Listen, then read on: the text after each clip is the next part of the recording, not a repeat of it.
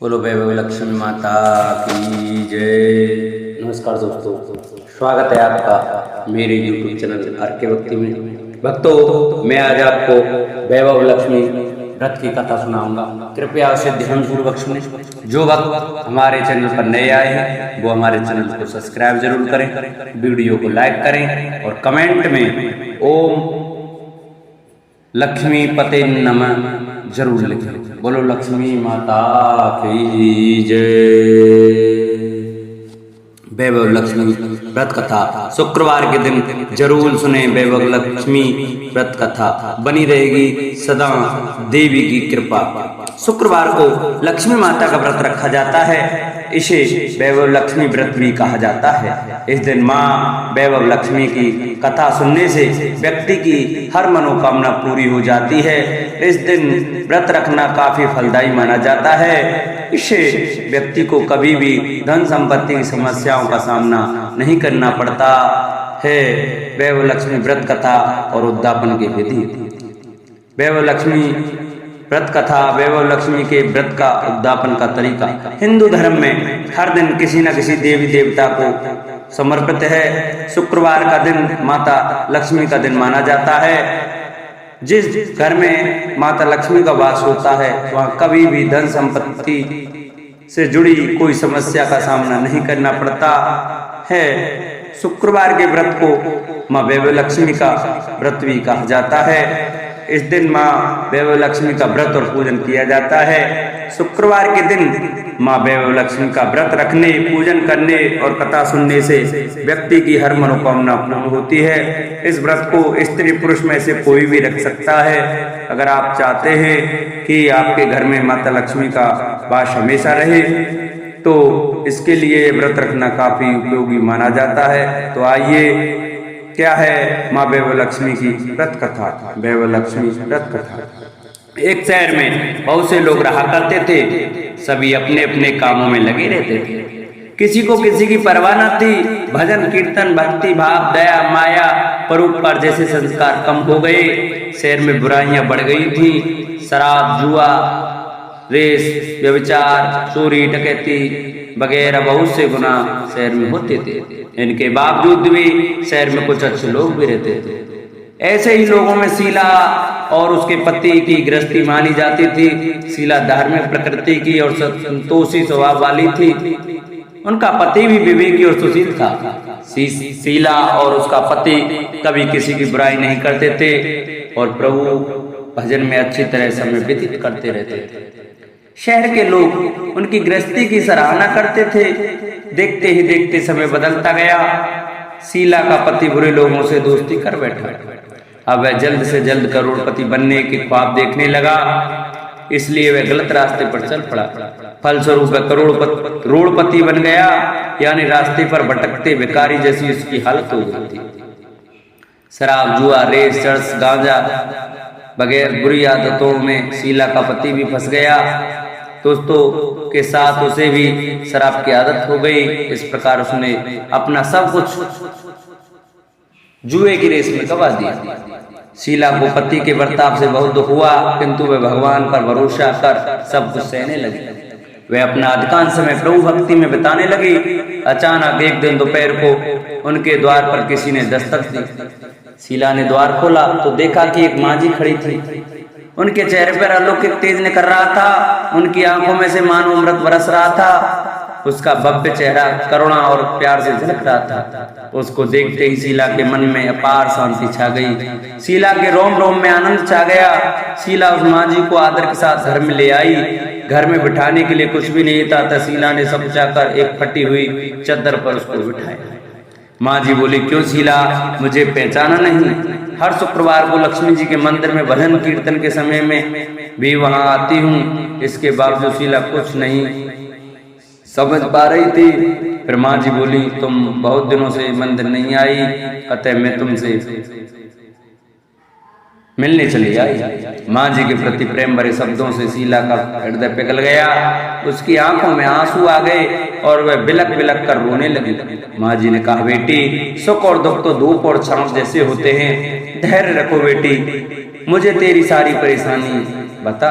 माँ जी के व्यवहार से शीला को काफी संबल मिला और सुख की आस में उसने माँ जी को अपनी सारी कहानी कह सुनाई। कहानी सुनकर माँ जी ने कहा, कर्म की गति न्यारी होती है, हर इंसान को अपने कर्म भुगतने ही पड़ते हैं, इसलिए तू चिंता मत कर। अब तू कर्म भुगत चुकी है, अब तुम्हारे सुख के दिन अवश्य आएंगे। तू तो माँ लक्ष्मी जी की भक्त है। माँ लक्ष्मी जी तो प्रेम और करुणा के अवतार हैं, वे अपने भक्तों पर हमेशा ममता रखती हैं, इसलिए तू धैर्य रखकर माँ लक्ष्मी जी का व्रत कर, इससे सब कुछ ठीक हो जाएगा। शीला के पूछने पर माँ जी ने उसे व्रत की सारी विधि भी बताई। माँ जी ने कहा, बेटी, माँ लक्ष्मी जी का व्रत बहुत सरल है, उसे वरद लक्ष्मी व्रत या वैभव लक्ष्मी व्रत कहा जाता है। यह व्रत करने वाले की सभी मनोकामना पूर्ण होती हैं, वह सुख संपत्ति और यश प्राप्त करता है। शीला यह सुनकर आनंदित हो गई। शीला ने संकल्प करके आंखें खोली तो सामने कोई न था। वह विस्मित हो गई कि माँ जी कहाँ गई। शीला को तत्काल यह समझते देर नहीं लगी कि माँ जी और कोई नहीं, साक्षात लक्ष्मी जी ही थी। दूसरे दिन शुक्रवार था। सवेरे स्नान करके स्वच्छ कपड़े पहनकर शीला ने माँ जी द्वारा बताई गई विधि से पूरे मन से व्रत किया। आखिर में प्रसाद वितरण हुआ। यह प्रसाद पहले पति को खिलाया। प्रसाद खाते ही पति के स्वभाव में फर्क पड़ गया। उस दिन उसने शीला को मारा नहीं, सताया भी नहीं। शीला को बहुत आनंद हुआ। उनके मन में वैभव लक्ष्मी व्रत के लिए श्रद्धा बढ़ गई। शीला ने पूर्ण श्रद्धा भक्ति से 21 शुक्रवार तक वैभव लक्ष्मी व्रत किया। 21वें शुक्रवार को माँ जी के कहे मुताबिक उद्यापन कर के 7 स्त्रियों को वैभव लक्ष्मी व्रत की 7 पुस्तकें उपहार में दी। फिर माता जी के धनलक्ष्मी स्वरूप की छवि को वंदन करके भाव से मन ही मन प्रार्थना करने लगी, हे माँ धनलक्ष्मी, मैंने आपका वैभव लक्ष्मी व्रत करने की मन्नत मांगी थी, वह व्रत आज पूर्ण किया है। हे माँ, मेरी हर विपत्ति दूर करो, हमारा सबका कल्याण करो। जिसे संतान न हो उसे संतान देना, सौभाग्यवती स्त्री का सौभाग्य खंड रखना, कुंवारी लड़की को मन भावन पति देना। जो आपका यह चमत्कारी वैभव लक्ष्मी व्रत करे उनकी सब विपत्ति दूर करना, सभी को सुखी करना। हे माँ, आपकी महिमा अपार है। ऐसा बोलकर लक्ष्मी जी के धन लक्ष्मी स्वरूप की छवि को प्रणाम किया। व्रत के प्रभाव से शीला का पति अच्छा आदमी बन गया और कड़ी मेहनत करके व्यवसाय करने लगा। उसने तुरंत शीला के गिरवी रखे गहने छुड़ा लिए। घर में धन की सी बाढ़ आ गई। घर में पहले जैसी सुख शांति छा गई। वैभव लक्ष्मी व्रत का प्रभाव देखकर मोहल्ले की दूसरी स्त्रियां भी विधि पूर्वक वैभव लक्ष्मी व्रत करने लगी।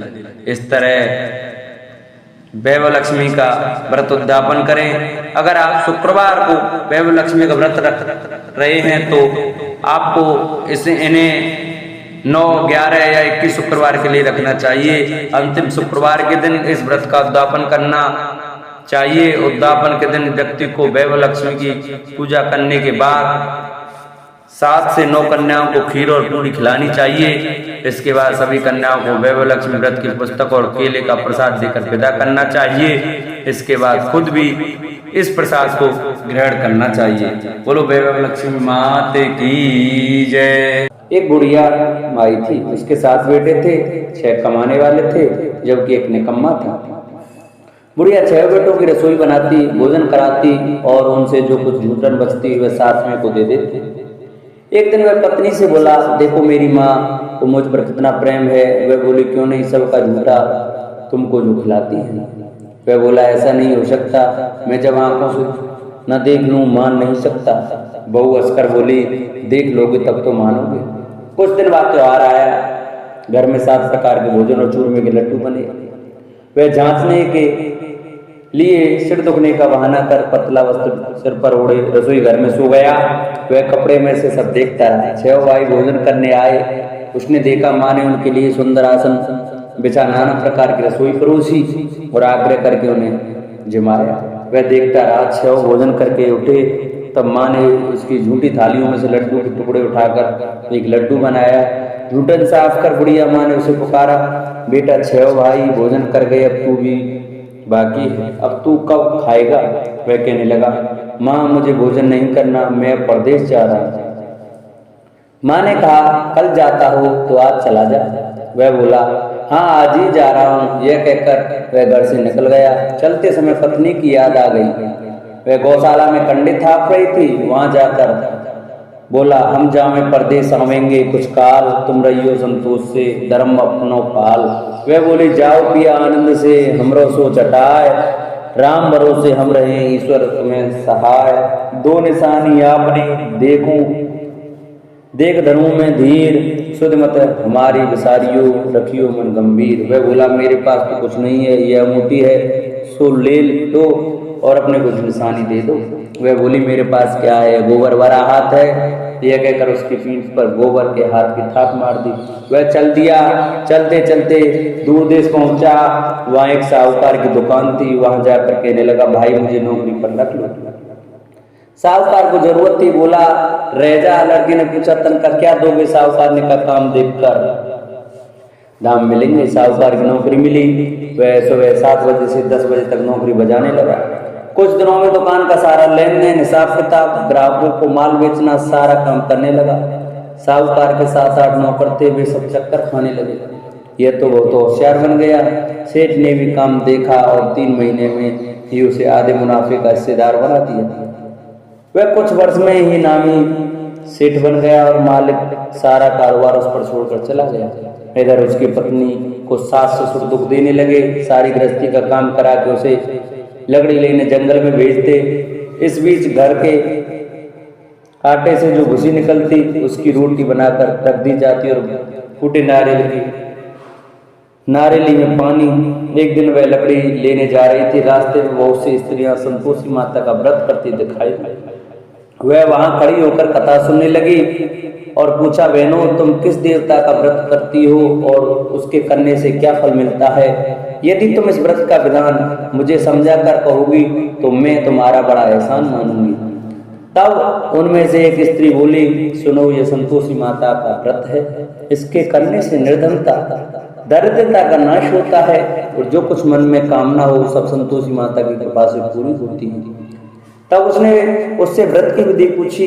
वह बोली, 1.25 आने का गुड़ चना लेना, इच्छा हो तो 5.25 आने का लेना या 1.25 रुपया का ही सहूलियत के अनुसार लाना। बिना परेशानी और श्रद्धा व प्रेम से जितना भी बन पड़े सवाया लेना। प्रत्येक शुक्रवार को निराहार रहकर कथा सुनना। इसके बीच क्रम टूटे नहीं। लगातार नियम पालन करना। सुनने वाला कोई न मिले तो घी का दीपक जला उसके आगे या जल के पात्र को सामने रखकर कथा कहना। यह कार्य सिद्ध ना हो, नियम का पालन करना और कार्य सिद्ध हो जाने पर व्रत का उद्यापन करना। 3 मास में माता फल पूरा करती हैं। यदि किसी के ग्रह खोटे भी हों तो भी माता वर्ष भर में कार्य सिद्ध करती हैं। फल सिद्ध होने पर उद्यापन करना चाहिए, बीच में नहीं। उद्यापन में अड़ाई, सिराटे का खाजा तथा इसी परिणाम से खीर तथा चने का साग करना। 8 लड़कों को भोजन कराना। जहाँ तक मिले देवर जेठ भाई बंधु के हों, न मिले तो रिश्तेदारों और पास पड़ोसियों को बुलाना। उन्हें भोजन करा यथाशक्ति दक्षिणा दे। माता का नियम पूरा करना। कुछ दिन घर में खटाई न खानी। यह सुन बुढ़िया के लड़के की बहू चल दी। रास्ते में लकड़ी के बोझ को बेच दिया और उन पैसों से गुड़ चना ले माता के व्रत की तैयारी कर आगे चली और सामने मंदिर देखकर पूछने लगी, यह मंदिर किसका है? सब कहने लगे, संतोषी माता का मंदिर है। यह सुनकर माता के मंदिर में जाकर चरणों में लौटने लगी। दीन तो विनती करने लगी, माँ मैं निपट अज्ञानी हूँ, व्रत के कुछ भी नियम नहीं जानती, मैं दुखी हूँ। हे माता जगत जननी, मेरा दुख दूर कर, मैं तेरी शरण में हूँ। माता को दया आई। एक शुक्रवार बीता कि दूसरे को उसके पति का पत्र आया और तीसरे शुक्रवार को उसका भेजा हुआ पैसा आ पहुंचा। यह देख जेठ जेठानी मुंह सुकोड़ने लगे। लड़के ताने देने लगे। काकी के पास पत्र आने लगे, रुपया आने लगा। अब तो काकी की खातिर बढ़ेगी। बेचारी सरलता से कहती, भैया कागज आवे रुपया आवे, हम सब के लिए अच्छा है। ऐसा कहकर आंखों में आंसू भरकर संतोषी माता के मंदिर में मातेश्वरी के चरणों में गिरकर रोने लगी।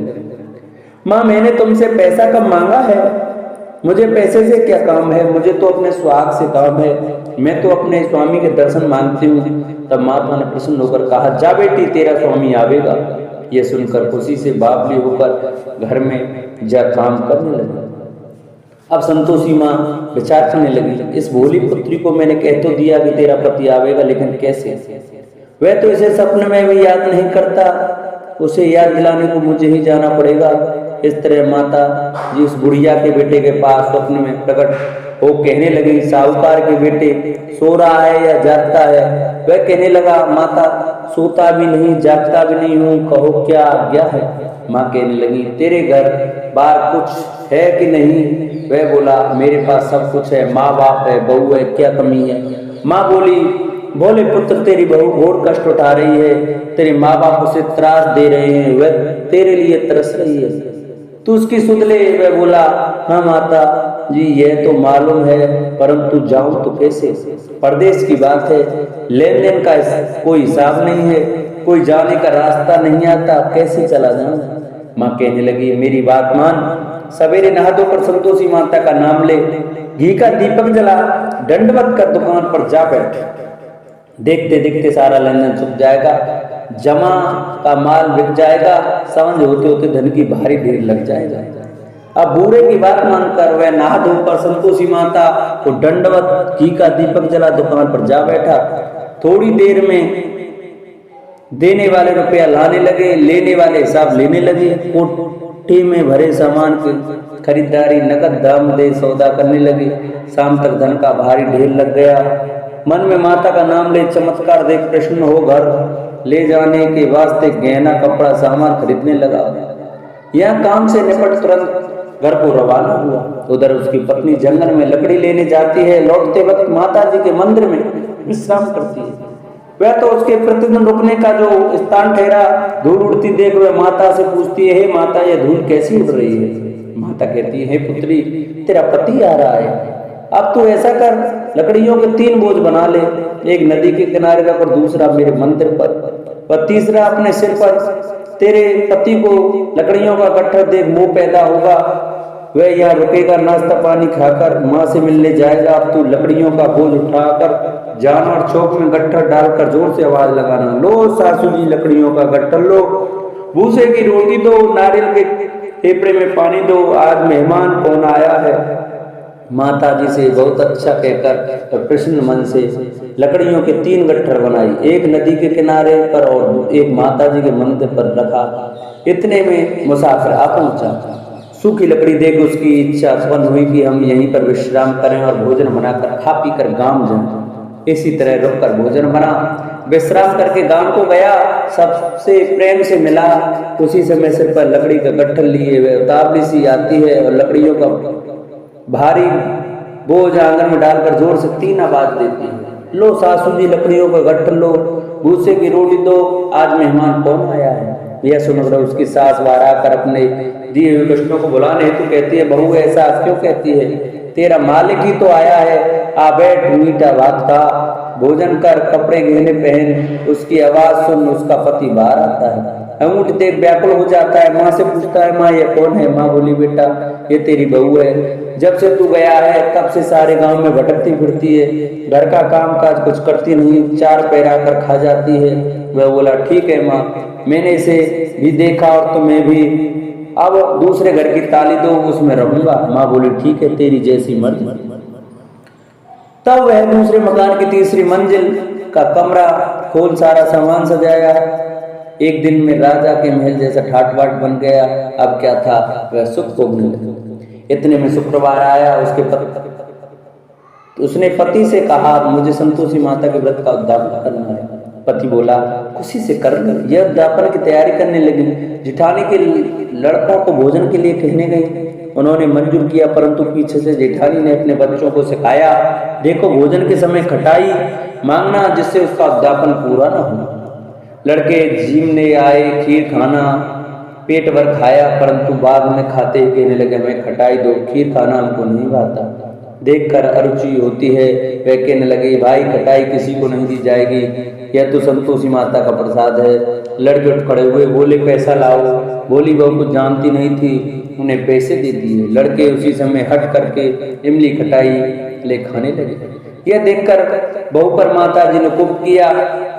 राजा के दूत उसके पति को पकड़ कर ले गए। जेठ जेठानी मनमाने वचन कहने लगे, लूट लूट कर धन इकट्ठा कर लाया है, अब सब मालूम पड़ जाएगा जब जेल की मार खाएगा।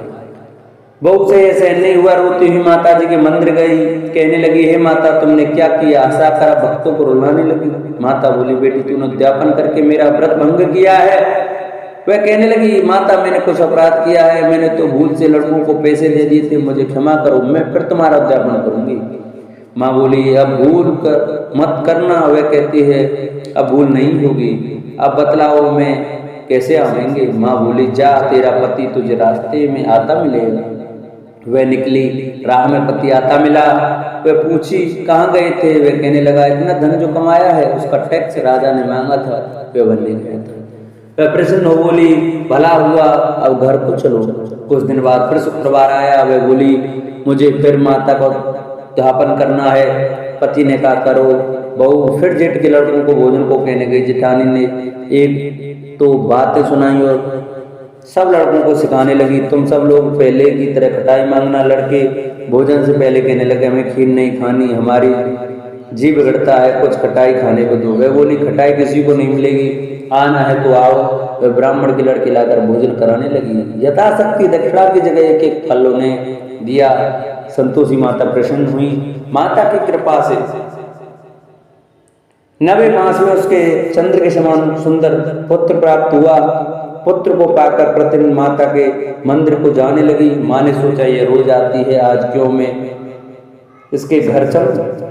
यह विचार कर माता ने भयानक रूप बनाया। गुड़ चने से सना मुख, ऊपर सूंड के समान होठ, उस पर मक्खियां भिन भिना रही थीं। देली पर पैर रखते ही उसकी सास चिल्लाई, देखो रे कोई चुड़ैल डाकिन चली आ रही है, लड़कों को इसको भगाओ नहीं तो किसी को खा जाएगा। लड़के भगाने लगे, चिल्लाकर खिड़की बंद करने लगे। बहु रोशनदान में से देख रही थी। प्रसन्नता से पगली बन चिल्लाने लगी, आज मेरी माता जी मेरे घर आई हैं। वह बच्चे को दूध पीने से हटाती है। इतने में सास का क्रोध फट पड़ा। वह बोली, क्या काबली हुई है? बच्चे को पटक दिया। इतने में माँ के प्रताप से लड़के ही लड़के नजर आने लगे। वह बोली, माँ मैं जिसका व्रत करती हूँ ये संतोषी माता है। सबने माता जी के चरण पकड़ लिए और विनती कर कहने लगे, हे माता हम मूर्ख हैं, अज्ञानी हैं, तुम्हारे व्रत की विधि हम नहीं जानते, व्रत भंग कर हमने बड़ा अपराध किया है, जगत माता आप हमारा अपराध क्षमा करो। इस प्रकार माता प्रसन्न हुई। बहू को प्रसन्न हो, जैसा फल दिया वैसा माता सबको दें। जो पढ़े उसका मनोरथ पूर्ण हो, जो सुने उसकी मनोकामना पूरी हो। बोलो संतोषी माता की जय।